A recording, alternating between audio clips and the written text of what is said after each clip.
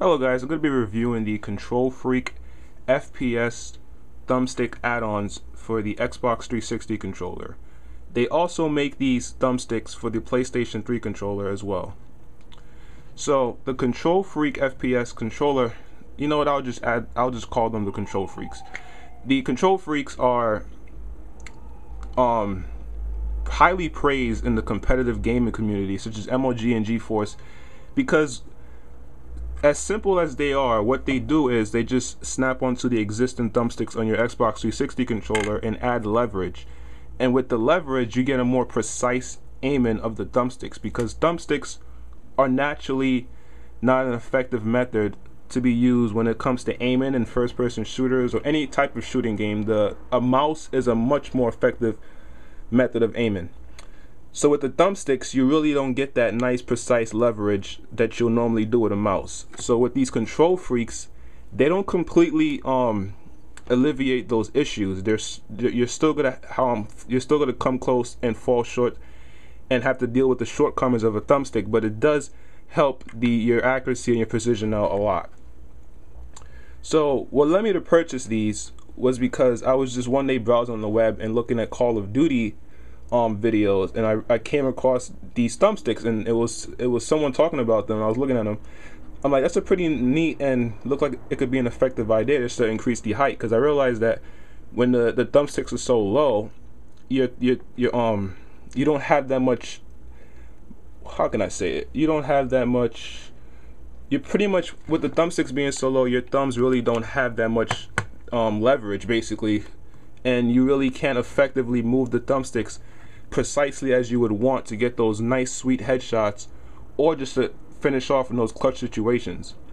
So I eventually just bought the thumbsticks. It was only at $10. It really wasn't much of a loss. I wanted to see how it worked, and surprisingly these thumbsticks ended up being amazing. So to install these thumbsticks, you simply just snap them on to the existing thumbsticks on your controller, just like that, and it's installed. And you do the same for the other thumbstick.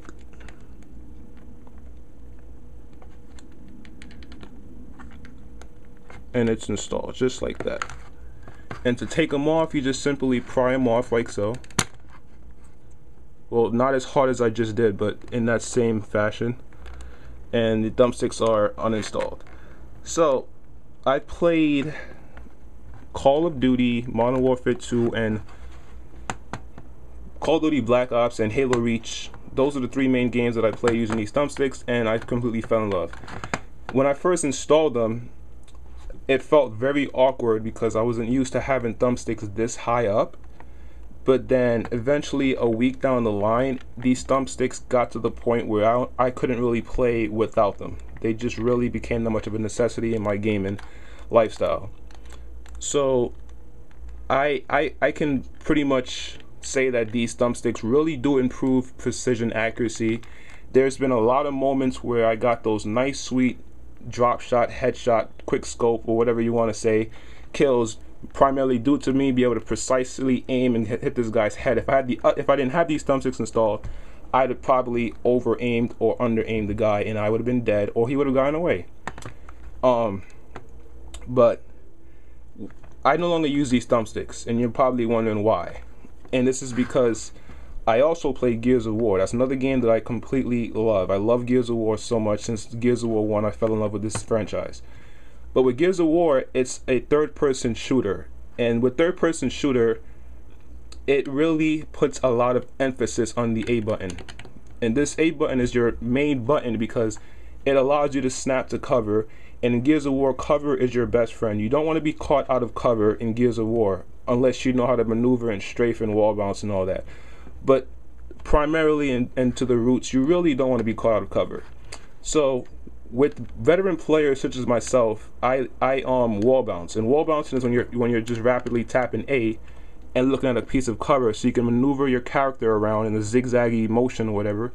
And this allows you to effectively outmaneuver your opponent or fool him into missing his shots.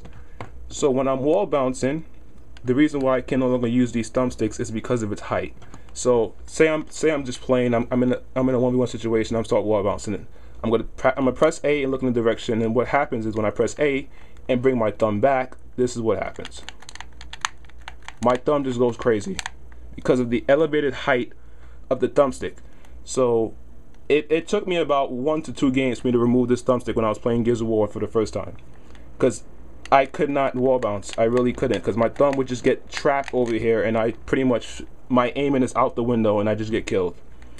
So after those 2 games, I had to remove these thumbsticks, and I was really pissed for doing so. But for games like Call of Duty and Halo Reach, these thumbsticks are a great addition and will improve your accuracy, and you will become a better player as a result. But like I said before, games like Gears of War or any other game where your face buttons are used a lot, I really can't recommend these thumbsticks. Maybe it might not happen to you, but for me, every time I press one of these buttons, primarily the A button, I can never get my thumb completely back over the thumbstick.